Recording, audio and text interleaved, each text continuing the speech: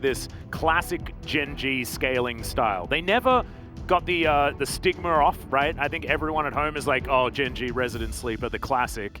But GenG did try faster styles, right? We had Clid and Rascal playing the Renekton Nidalee duo extraordinarily well. And you can see GenG actually going to be banning the Renekton and taking Kalista for their first pick. What a Hecarim weird... was definitely obvious, but yeah, man, this is crazy. I mean, the Hecarim ban comes through, you see the Kalista first pick here, but this is over, for example, a Thresh that was also open. You know, they could have taken that. There was so many champions open here that GenG could have taken instead, and they prioritized the Kalista.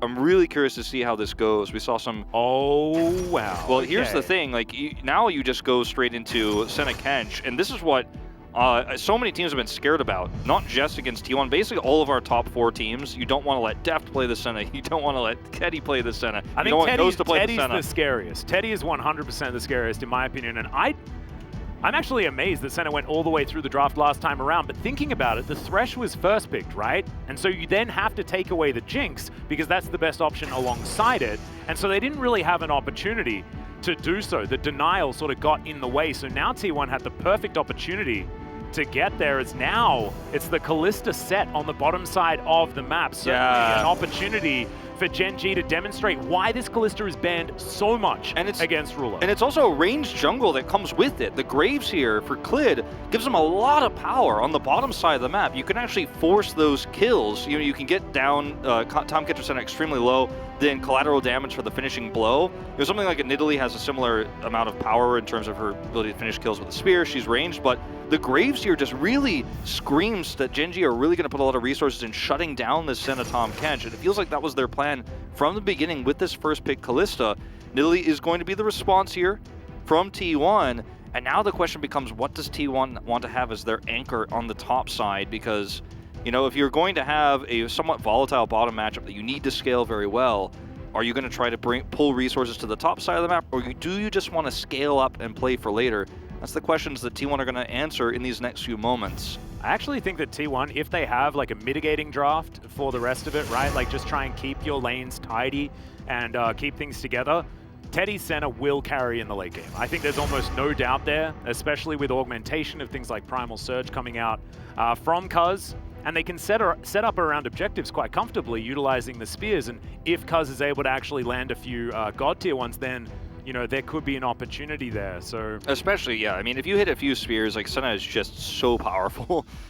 She hits one auto on anyone who's at half health and they're just out of the fight. Yeah, and also slowed, so maybe dead. Like, yeah. It's very scary. See the Sylas ban here, which has been very commonly used as a counterpick to the Seraphine, but also to Gnar. And yeah, true. I feel like GenG have an opportunity to pick Gnar themselves here into this draft. Well, they would if it was not banned. Oh, I forgot that's banned. Yeah, my bad. Yeah, Canna deserves Gnar first bans these days, as the Aatrox also going to be taken away from him. The Sylas ban is kind of peculiar in that regard, actually, you know, here for GenG, against GenG here. And if...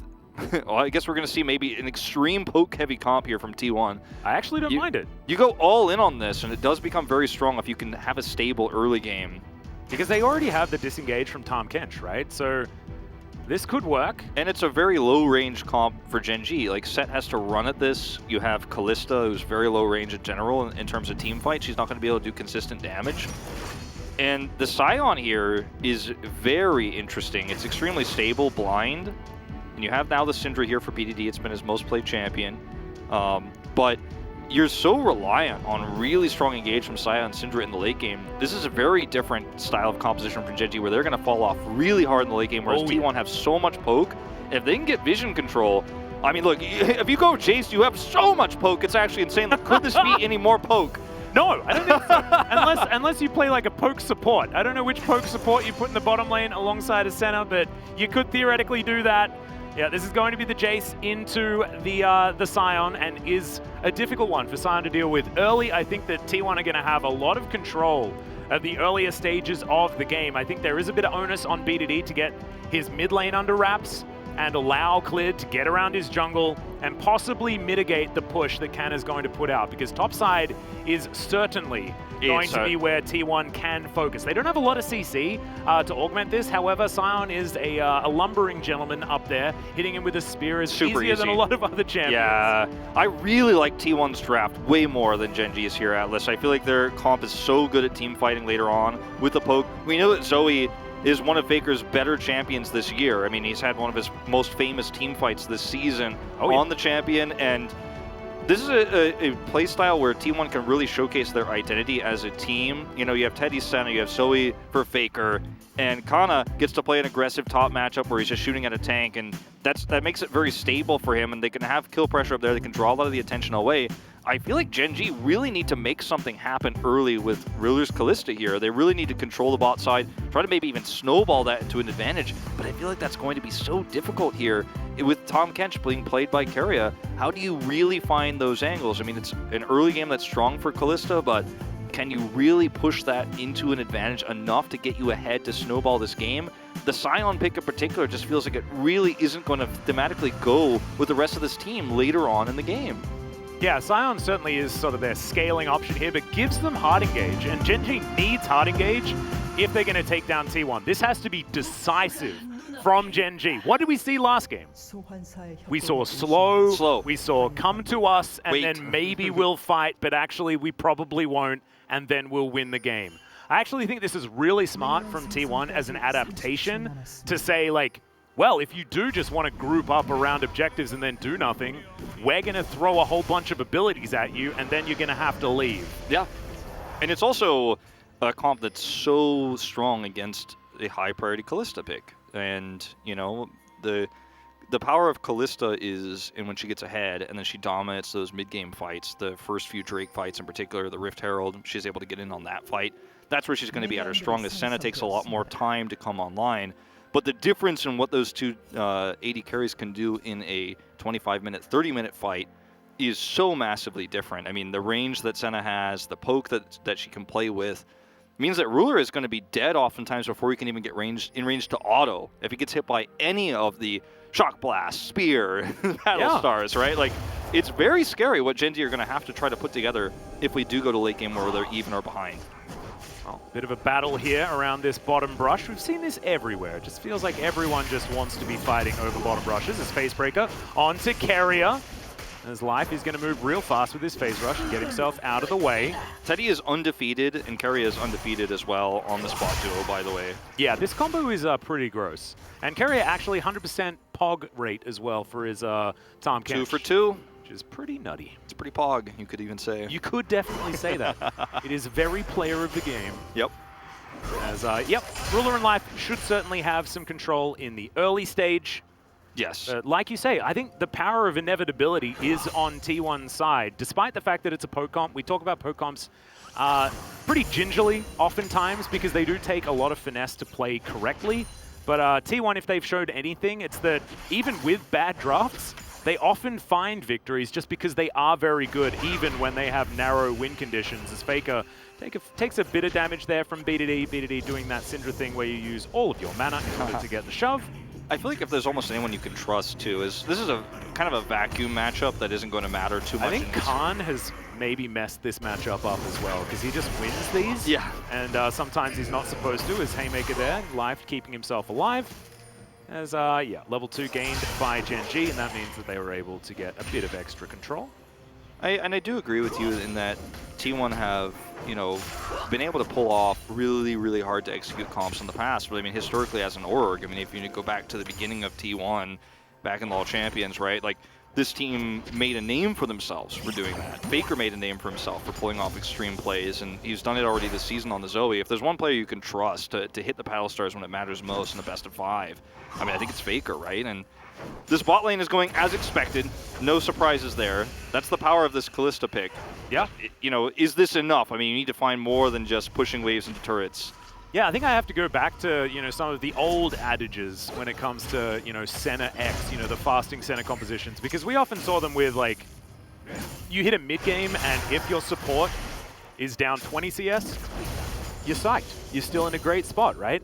And as, late game comes around, of course, the Flame Horizon inevitably comes in, but you get so much value out of the combo that it is just really good. Last time Teddy and Carrier played this, it was against Harmon Life Esports, and they won the lane, which didn't make any sense. Yes, no, it did not. That's not happening this time. No. However, it doesn't mean that things are necessarily bad for T1. That's just how this is supposed to go, especially against the early game power of a Callisto.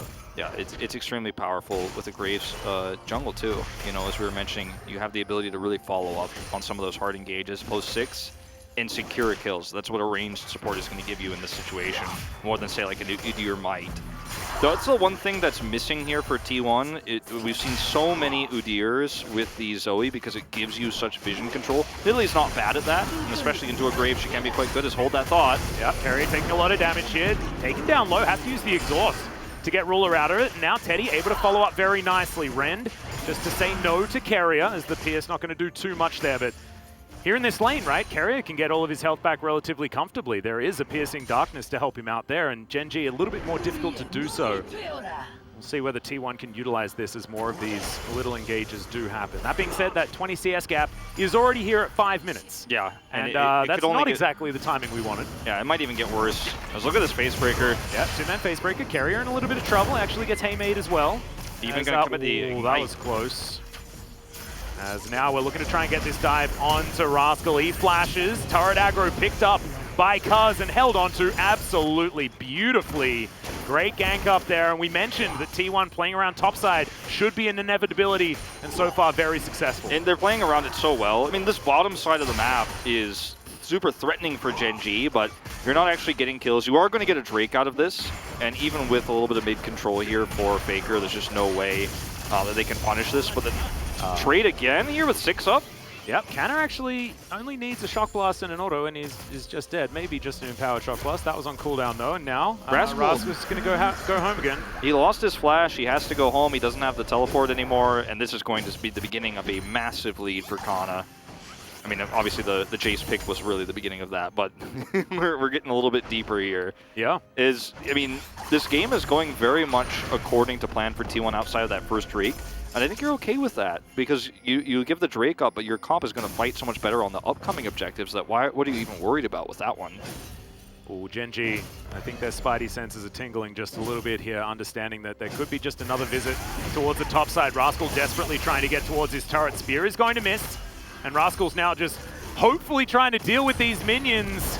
Oh no, knockup does land onto Cuz. He's still got turret aggro, but he's able to hop out of the way to the skies from Canna. He has to flash. Is he just dead? No! Gets the level up just in time. Cuz gonna look for one more spear. It's not over yet. Oh, Rascal's gonna get out of the way. Soul Furnace back available once again, and now Klid's finally gonna move on up. And that was very well played. Very well played from Rascal. A little bit of extra turret aggro there on a Cuz as Teddy. Yep, a little bit of a snare there onto life. Haymaker though keeps himself relatively healthy. Well, a lot of the tempo advantage they had on the top side of the map was lost with this extension that cost Kana his flash. Cuz keeps his, at least, is able to get away with that one. But that was definitely a huge moment for Rascal to take Kana's flash away and to take a breath. He's still behind, obviously, and this is still not going to be a happy time, but it could have just been completely over. Like, that could have been almost game ending if they get another kill there. He gets a faster Eclipse, and we've seen this before. Yeah, and then Canna can group up, and the Shockwave's a 2-shot on some of these carries from GenG. That's when things get extraordinarily scary. That's when you can never win any of the upcoming objective fights. Yeah. Well, T1 have really turned this bot lane around. Really stabilized quite significantly down here. The 6 is coming up in just a moment. Yep, CS is still certainly going to be in control from Ruler, but you saw how the trades are working, right? Like, what Senatom Kench does is it alleviates pressure. Like, that is what it's so good at. Look at this. And Teddy and Carrier have been very good at it so far this season. Look at this roam, too, from Klid. Like, that was right when Ruler was hitting 6. You have the Fate's Call. It was a really good opportunity. If T1 stayed for extra, one more second, try to get an extra plate, you actually punish that and get kills. But T1, they know the timing. They back away at the perfect moment. They get to crash the wave. And unfortunately, all that Klid's going to get is a ward removed and a control ward placed. Does give them a little bit more safety here, and bottom side vision certainly available for GenG as Cuz comes on over and kills Klid's Blast Cone, but Klid not looking too upset about it. This Cannon taking a bit of damage here towards the top side after the trade. And let's see whether Rascal can stabilize. It has been certainly in his wheelhouse, is now Cuz starting up the Rift Herald. Look at the timing of this too. Yeah, right. Teddy gets in, out of vision. He is just seen. Pings come down. Clid cannot contest. He's going to look for a smite steal. Oh, okay. That's not, he just walks up to it and says thanks. Okay, well, that's one way of losing the Rift Herald. That's unbelievable. They can get the eye, though. That's unbelievable that happened, Atlas. Like, he actually just walks up and takes it. Yeah, Cuz gonna have to try and get out of the way here as cleared. BDD finally there. The train leaves the station. I don't think anyone... Oh, yes, it was. So the drive-by collection of the eye was successful there for Rascal. And he wants this, right? He wants to be able to get that plate gold so this Scion can reach relevance a whole lot earlier. It was really important to actually get that early on. And this is actually a tightrope that Clid walked. I mean, we talk about professional League of Legends as being a very calculated game, but when you're actually able to just know that you can walk forward and hope for 50-50 smite steal to then fight for an Eye of the Herald, you know that your comp is going to struggle in the regular team fight, but you could still steal that away. That's very impressive judgment here from GenG. It was fairly low risk, right? And the reward is extremely high. Oh, yeah. Really appreciate to see that play. T1 were 50-50ing, and GenG are like, well, I'll take those odds if you guys are going to do all the damage. Yeah, if you're going to do the heavy lifting, sure, why not? Yeah, straight up.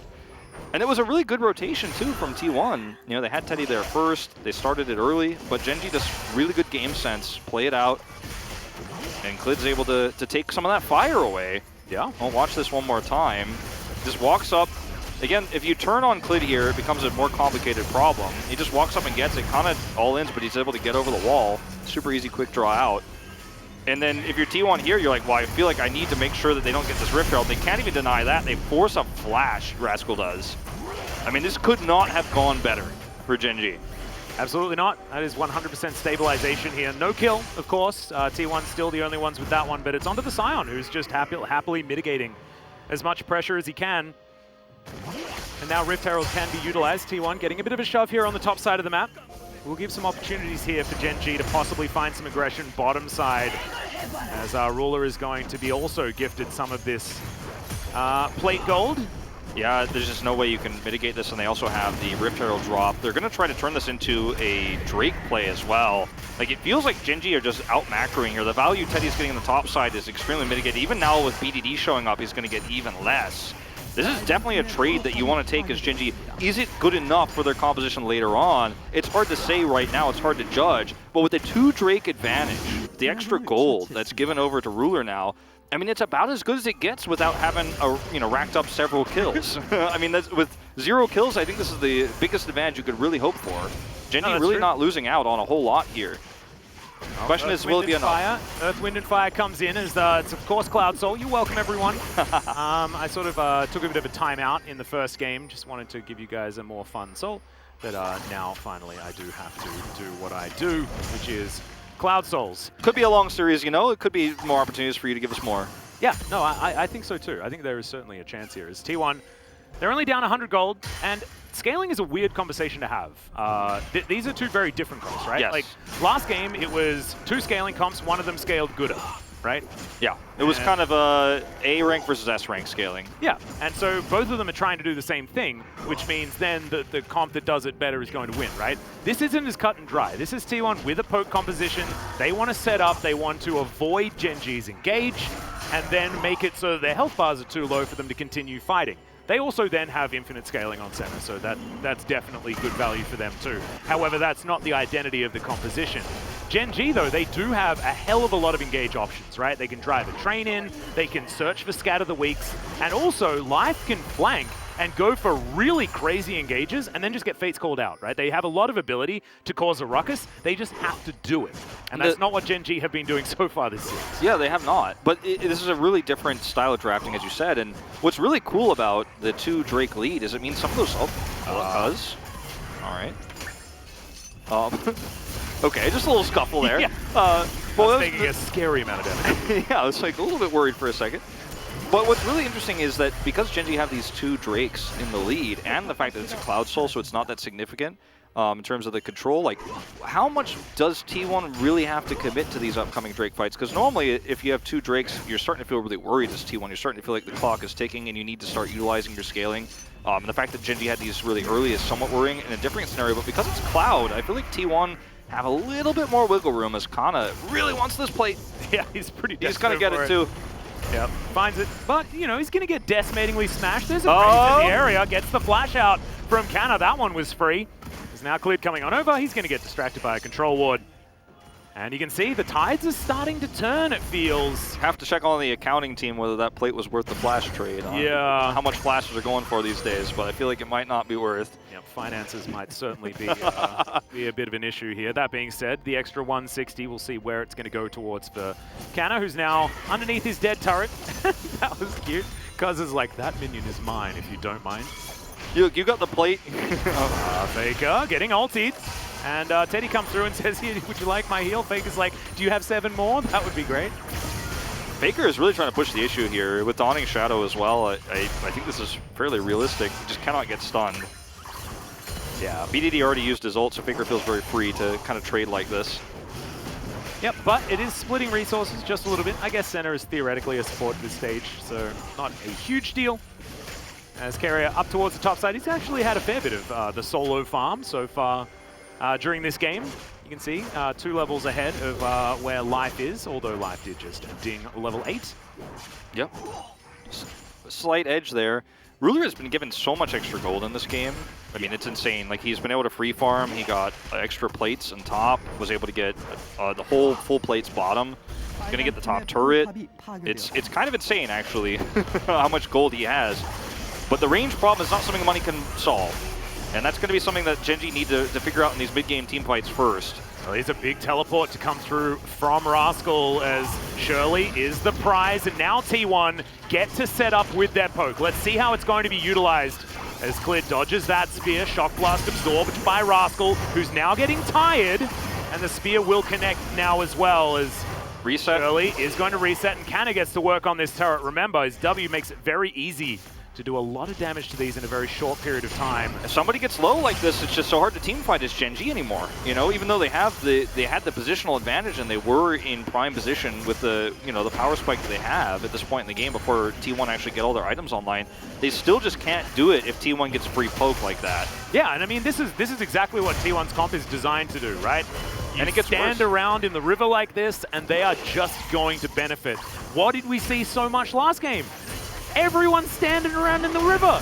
I know the weather's getting warm, but I mean, you don't need it that much. You know, we can spend a little bit of time in the mid lane or in you another can't lane. be here. Yeah, Clid's just going to quick throw her away. Oh, that bubble was so close to being extremely high value. Shirley, speaking of which, is going to be able to lock down that outer turret in the mid lane. And T1 now thinking about moving towards their next objective that they can set up a control around. GenG, these are the kind of Drakes where, because you have 2 advantage and it's Cloud, I don't know if you need to fight this as GenG because you're walking into a team that's chipping away at you every step of your way in. And that's, if you get to the Drake, by the time you get there, will you have enough health to fight after that? I don't think the answer is yes. And they are able to dodge that spear, but they need to commit. Carrier in a little bit of trouble here as Rascal rounds the corner.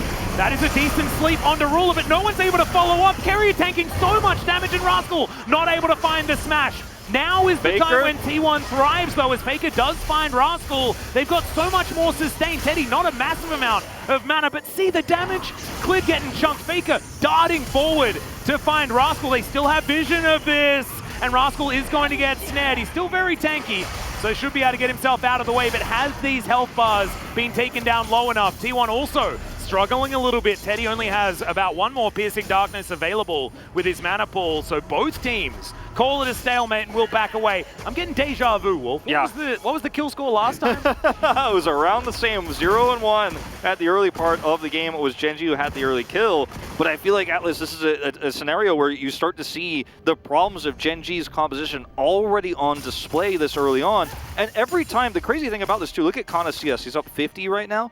Every time they scuffle like this and the chip damage comes through and GenG try to sort out a pick, Kana's just pushing mid lane. He always gets mid prio, he gets a ton of extra farm. He's already massively ahead. T1 have a comp that has so much pushing power. They have so much siege as well. So if the end result is a draw at the end of the fight, if it's a killless exchange, T1 get the better push. They get the better vision, they get Drake prio in this case. and the problem just compounds upon itself. You could see that in those very short moments where Ruler actually gets in and hits some of those Rens, he does a ton of damage. Yeah. But it's just so difficult to do so that it might not matter. They might have missed their window to really snowball this game. And we haven't seen any showstoppers really do very much from Life as well. Like, I want to see the set get in there and actually try to put T1 out of position, because so far they haven't really been challenged as BDD. Not quite able to find any CC onto Teddy. Even if he did, Carrier was there to keep him alive. The Fate's Call attempt there, you know, where you send in, you send up in a knock-up, in a set, then he showstops in, should be enough to guarantee kills at this stage, and the fact that it's not is very concerning, right? It needs to be coordinated, right? Like, if you can do it with Rascal being able to drive a train into T1, like... BDD needs to hit that follow-up Scar of the Week, right? Yeah. And if you can lock down one target, doesn't matter who it is, and kill them, then you can just face roll the team fight, in most cases, with the set. Yeah, and that's why they focus on Carrier, right? Because if they kill him, they kill the Devourer as well, right? He's the most pickable target right now. As, okay, here comes the train. Another flash comes out from Canna. That was already back up since their last fight. As Chem Tank comes down, great knock up. And Clid should have the damage for this one. Canna just out of position, pushing up a little bit too far. Now GenG in a 4 versus 5 scenario, but there's 4 minutes left on this streak. What are you really fighting for? Yeah, exactly. At this stage of the game, as Faker jumps on over, he'll find the bubble onto Clid as BDD flashes in front of the Battlestar to keep his jungler alive, and now Ruler finds Faker, who may be overextended. Fate's Call is going to land under the Tom Kench as Faker spends so much time in his belly, but it means the Carrier gives up his life. Scat of the Week is good onto Cuz, but that is 2 picks now for GenG. 2 picks for GenG, but unfortunately there's a bit of a, you know, objective void here, as you mentioned. Unfortunately, even though they get kills here, there's not much you can turn this into, and they might be able to get the mid-turret for this. I think they will, as Faker is still trying to trade something back at the moment. But that was really well played from GenG. You punish Kana, who's out of position, who also lost his flash, which is pretty significant for the upcoming fight. And you can see, again, if you can have that engaged when T1 aren't playing on stable footing, when they aren't playing in this insane front-to-back position where they have so much poke, it's very difficult to actually handle these team fights. So Kana does have to flash the train, the ult coming through from Rascal, and then GenG say, okay, I see blood in the water. T1 either have to leave him out to dry, or they have to fight. And if they're going to fight, BDD is coming over here too. And then T1 fight a lot here. They stay very long. They try to set up with Faker's flank to get a kill. And then there's just this amazing moment here where BDD says, absolutely not. Flashes the Battlestar. Sick. And they even committed Teddy's ultimate here to try to get that kill. So a lot of resources used. There's no way out of the Fate's Call here, unfortunately, for T1 at this stage. Carry has to give his life for the retreat, but it feels like T1 stayed so long to fight for the scraps of this fight, and that's the kind of mistake you can make against a comp like this where GenG can start to snowball a game away from you if you give them too much agency. Well, BDD gonna get snared up. Life now in position to try to defend. Clid makes his way through, and now Teddy might be out of position. Devour going to be used, but now it's on cooldown. There's Scat of the Week. Canna is dead once again, and here's the re-engage. Ulti comes through Cuz. Goes golden to mitigate it. Clid going to survive, and now the showstopper comes in. He's dead, actually, because there's no Fate's Call to keep him alive. However, now Faker could be in trouble, and this is not the kind of fighting that T1 wants. Ruler in trouble. Yeah, this turret is 100% the MVP as Pierce does a lot of work onto Faker, and GenG are bullied out of the way for now. I mean, this is where it starts to get scary. I thought we'd already passed the point to where GenG can get picks like this and actually take these fights so decisively and really catch T1 out of position. But T1 are making some very serious mistakes in terms of their positioning. GenG see blood in the water. Their execution of this draft has been so phenomenal that even from behind, they now find themselves with a gold lead now in these very aggressive picks. It's not straight up front-to-back team fighting. It's just punishing of positional error. As we watch again, you see Kana steps way too far forward into this fight. He chases very significantly. Look at where Clid is. He comes back through. Life is practically immortal at this stage of the game. You can't kill him. And Clid comes over, gets that extra damage on the Kana, and at this point the fight is over. But GenG know that their win condition is to snowball super hard. They commit the showstopper, everything here, to actually end up getting a favorable trade. The turret is doing so much damage in this scenario. Look at all the resources T1 have to use defensively here. It's actually crazy. But at the end of the day, like, this is looking better for GenG than I think it should. Yeah, and I actually really love that Ruler's with the upgraded shield for the shield bow. It looked like that turret didn't actually do damage to him. It was very, very cute. But of course, that just procced it. 2-0-1 now for the Callista. And you can see why. I mean, this is the Flame Horizon timing for Ruler over Carrier. It's not something, like, there should always be a CS gap, right? Especially now that Teddy has started farming. This is a little bit earlier, though, and Ruler is certainly in a very, very good position. I do still find it so difficult to try and conceptualize just, like, how strong the bottom lanes are when it's sent Tom Kench against X. It is hard. But it feels like Ruler's in a good spot. I mean, he's been given so many extra resources, too. So many extra turret plates, for example. It's not just the CS that he was also given. His sleep does connect.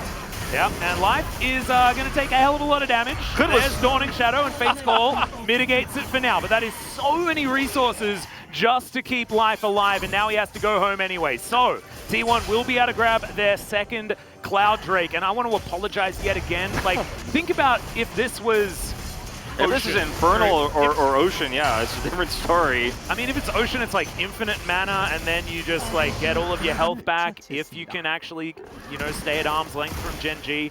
Like, that makes it very scary. Cloud Soul, not quite so much, although, you know, more movement speed is good. I just loved in that last out of the way. I loved in that last fight, Clid was like, I am not taking a bullet for you, Life. You are going to actually eat this Battle Star. And, you know, I mean, if you end up getting that almost 100-0 damage that Faker is going to have, you know, at this stage, he's even now got a Dark Seal because he knows he's really going to start popping off, getting a ton of those stacks, and then doing a ton of damage. Like, he's going to get a Horizon focus soon, too. Yep. You really have to respect that damage, and if anyone gets slept, they're basically dead. I mean, you have the ability to block a lot of that damage as Rascal here, but, I mean, if he's not in a position to do so, and even if he eats the damage, you eat it too much, and then you can't fight anymore. GenG are so reliant on these picks. The Showstopper, right? The Fate's Call. And when you see it used defensively like we saw in that last fight, you know that GenG just have no opportunity to fight. They have to walk away. But 2 Drake advantage, that's the buffer you have here. And they've still been able to work into so many of these picks where you didn't expect, you know, especially into a poke composition for them to be able to get. They've been able to make it happen when T1 oversteps, so see if they can do it again. Speaking of which, going to get the stun there onto Cuz, who's going to get devoured. Now that is on cooldown. However, they just choose not to walk up the river, and that is absolutely fine. But I like GenG's idea. What GenG can't do is start Baron. If they start Baron, then all of the poke rains on in. What they can do, though, is deny vision and set up the picks around the area. Yes. And we'll see how well they do that. We saw Cuz, for the brunt of it, only has a broken stopwatch. Zonya's going to be on the way very soon. As Life picks up a trap, but not going to get speared. Cleared towards the bottom side, has a huge advantage when it comes to farm. He is the secondary carry right now. He really is. Set has to stay near the Callista non-stop, otherwise you can't get that Fate's Call value, and that means that he can't be threatening anywhere else. And that is something that's so transparent and so predictable for T1. They know that if Set is there, Callista has to be nearby, and if she's not, then you know you're not going to do any damage. At this point, they know she's backed, and they're going to try to come in here and take away some of this vision. And they're just going to keep chipping away, and it's Rascal who's going to eat the damage. And this passive moment here really benefits T1. Like, their draft is going to scale up better at this stage than GenG's does. So yeah, GenG can take vision away and just say, you better come over here and stop us from doing the Baron that we're definitely not doing. And T1 is just not going to be afraid of this. This is a great moment for Kanda to go side lane. Look, that's exactly what he's doing. He's gone to the bottom side of the map because you don't need him to be here right now. He's got teleport. You don't want him to be here, actually. You want to play 4-1. You lose team fights as T1. Especially with Rascal being such a big menace in the front line. T1's comp, yes, it can outscale, but it's very different. The way that these two teams win is different. However, I feel like T1 should be able to, in the late game, force impossible situations onto GenG that GenG may not necessarily be able to do themselves. Yeah. Right? So T1 have fashioned themselves some agency. It's just whether or not they can actually make it happen. Look at the resources that are pulled down to deal with Kana. And this time he does not overextend. He knew that the rest of GenG was around Baron, had the back to go deal with him, so he's in a good spot. There's pings showcasing, okay, he's got to be in the area, but we're probably not going to catch him right now. So many resources given over. And this is part of why Kana was picked twice in this game, in the side lane, because while T1 have to kind of group up otherwise 4-man to get that poke done, to make sure they're not picked by the aggressive, very, very strong early GenG comp, that's what he's going to get value for T1 is in that side lane. He's punished for it, but he's doing his job correctly. And in this later part of the game where you have that Baron tussle, it's just so much more difficult to rotate somebody over there or multiple players over there to deal with him, so he gets away with it. Yeah, if he wins in a side lane, then it becomes so comfortable for T1, right? Because then they just get to threaten Baron, and then they're going to be able to turn and win a 4 versus 3 is okay. Now it's just body blocking. Spear going to connect. Ruler in a little bit of trouble. Does have a lot of life steal, so should be able to just use this wave to get himself back up. Oh no, Cuz! Going to get taken down solo. The Primal Surge was decent, but that orb will finish him off. That's the jungler dead, and now GenG might think about heading towards this Baron. They have good vision control here too, Atlas. I mean, there's nothing for T1. They don't have the vision to actually throw these Pal Stars. They have to throw them blind. Well, they have to contest. They have to contest. Faker will be able to get extra vision utilizing his portal jump, but 4 versus 5 is so dangerous. They are looking for a little bit of a flank, and it is just going to be taken by GenG. They had the Ren, they had the Smite. No way that T1 could answer, and now maybe out of position as Rascal is hurting Teddy and Carrier. The 2-man Facebreaker is beautiful, and now Carrier needs to try and get over the wall, and he spits Teddy out. He might be safe, but BDD says absolutely not. And he's going to be able to find him exactly the perfect teleport.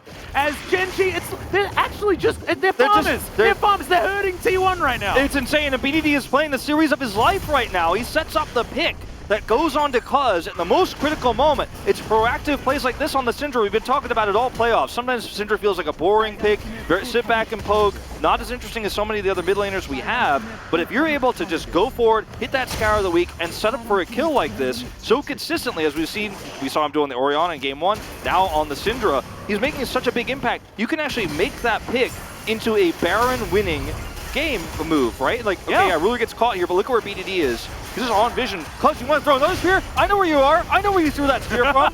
Goodbye! And Life has a perfect follow-up. This is so well played from BDD, and this pick gets you a Baron. Now you can't fight. So good, though. Like, GenG just knew exactly what T1's options were and played to precisely what they were going to do. Look at Life. He just teleports in and says, bye, Teddy. You had no choice.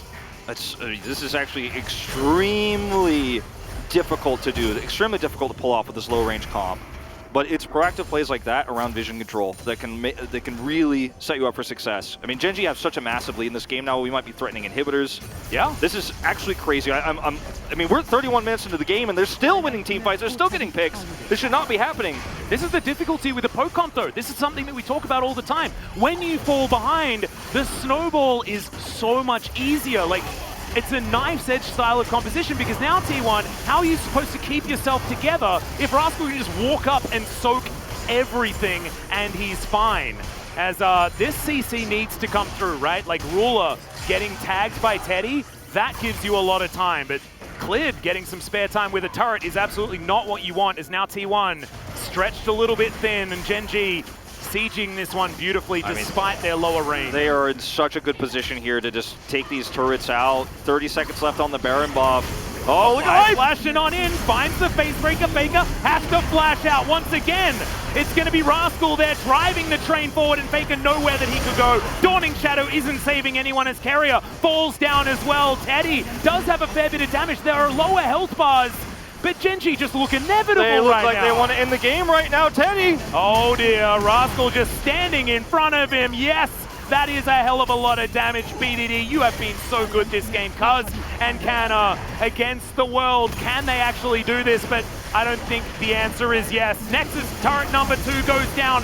GenG moved to 2-0 against T1 in the playoffs. What an unbelievable start here for GenG, and BDD makes it happen again. Decisive plays on the Orianna, decisive plays on the Syndra, and this is the GenG that fans were waiting for. This was the GenG fans were hands clasped and praying for, because you never know what form you're going to see from GenG in a best of 5. You never know if GenG is going to show up against T1. It feels like the mental block that this team has had historically against T1 is just wiped away. We have a clean slate here tonight, and GenG with 2 completely different styles of composition. Game 1, very slow, extreme late game scaling. Game 2, very much about early game control, feeding the Kalista and taking hard engages, and they succeed against a poke comp. At 30 minutes in the game is when